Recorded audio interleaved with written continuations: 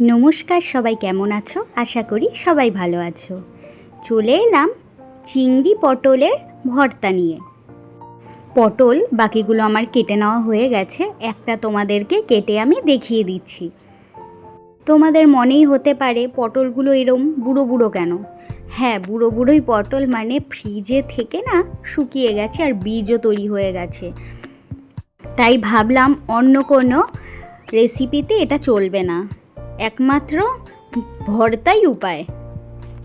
পটল আমার কেটে নেওয়া হয়ে গেছে। এবারে পেঁয়াজগুলিকে আমি ভালো করে কুচিয়ে নেব। দেখো, তোমরা যে কোনো উপায়ে এই সবজিগুলোকে তোমাদের পছন্দ মতনভাবে কেটে নিতে পারো, কারণ আলটিমেটলি ভেজে নেওয়ার পরে এই সমস্তকে আমাকে পেস্ট বানিয়ে নিতে হবে। যাই হোক, কড়াইয়ের মধ্যে নিয়ে নিয়েছি বেশ খানিকটা সর্ষের তেল। বেশ খানিকটা বললাম এই কারণেই, যে কোনো ভর্তাতে তেলের পরিমাণ একটু বেশি লাগে। প্রথমে আমি পটলগুলিকে একদম ভালোভাবে ভেজে নেব, অন্ততপক্ষে কাঁচা গন্ধটি যেন পটলের বেরিয়ে যায়। ঢাকা চাপা দিয়ে প্রথমে পটলগুলিকে ভাপিয়ে নেব, তারপরে যেই তেলটি ছিল ওই তেলের মধ্যেই পটলটি এমনি এমনি ভাজা হয়ে যাবে।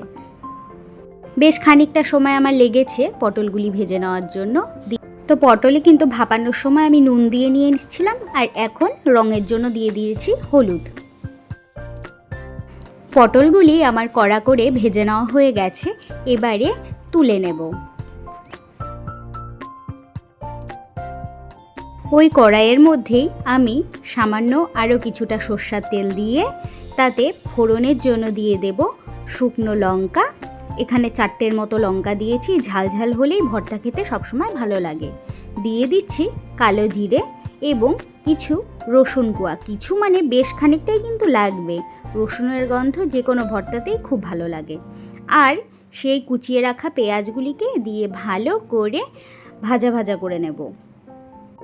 কিছুটা ভেজে নেওয়ার পরে এই পর্যায়ে দিয়ে দেব চিংড়ি মাছগুলিকে।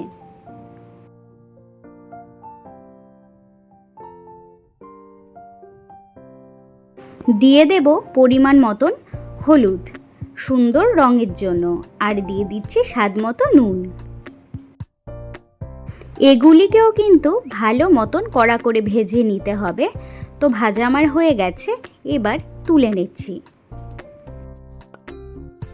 এবারে ভেজে নেওয়া সমস্ত উপকরণগুলিকে ভালোভাবে ফ্যানের নিচে রেখে আমি ঠান্ডা করে নিয়েছি। এবারে প্রথমে পটলগুলিকে আমি মিক্সিতে দিয়ে ফাইন পেস্ট তৈরি করে নেব। তারপর চিংড়িগুলিকে দিয়েও ভালো করে পেস্ট বানিয়ে নেব। দুরকম পেস্টই আমার তৈরি করা হয়ে গেছে। সেই একই কড়াইয়েই বেশ খানিকটা তেল নিয়ে নিচ্ছি।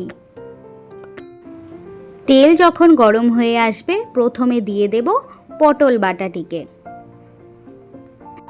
ভালোভাবে পটলটিকে তেলের সঙ্গে মিশিয়ে নিতে হবে। এখন তেলটি দেখে অনেক মনে হচ্ছে, কিন্তু যখন সম্পূর্ণ মিশে যাবে তেল বলে আর কিছু থাকবে না।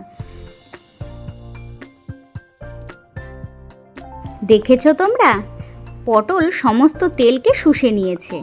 এবারে যে চিংড়ি বাটাটি রেখেছিলাম সেটিকে এর সাথে মিলিয়ে ভালোভাবে শুকনো শুকনো করে কষিয়ে নিতে হবে, যাতে বাটাগুলির মধ্যে কোনো রকমের জলীয় ভাব না থাকে। তাহলেই কিন্তু ভর্তা আমাদের একদম রেডি হয়ে যাবে। বেশ 10 মিনিটের মতন আমার সময় লেগেছে এটিকে শুকিয়ে নেওয়ার জন্য। রেসিপি আমার রেডি হয়ে গেছে। আশা করি রান্নাটি বুঝতে তোমাদের কোনো রকমের অসুবিধা হয়নি। ফাইনাল লুকটি তোমরা দেখে নাও কতটা লোভনীয় হয়েছে। যাই হোক, তোমাদেরকে আমি একটু টেস্ট করেও বলে দিচ্ছি যে কেমন লাগছে। তবে বাটাটা এমনি খাওয়া যাবে, কিন্তু আমার মনে হয় যে কোনো ভর্তাতেই ওই যদি লেবুর রস নিয়ে নেওয়া যায় না, তার স্বাদ আরও দ্বিগুণ বেড়ে যায়। তোমরাও চেষ্টা করবে, যদি না থাকে এমনিও অনেক স্বাদ লাগবে। যাই হোক, তোমাদেরকে আমি খেয়ে দেখিয়ে দিচ্ছি। ভিডিওটি যদি ভালো লাগে তাহলে লাইক, শেয়ার এবং সাবস্ক্রাইব করে অবশ্যই আমার পাশে থাকবেন। আর বলে দিই, খেতে কিন্তু চমৎকার লাগছিল। আমার আর কোনো পদেরই দরকার হয়নি, এক পদেই ভাত ফিনিশ হয়ে গেছে।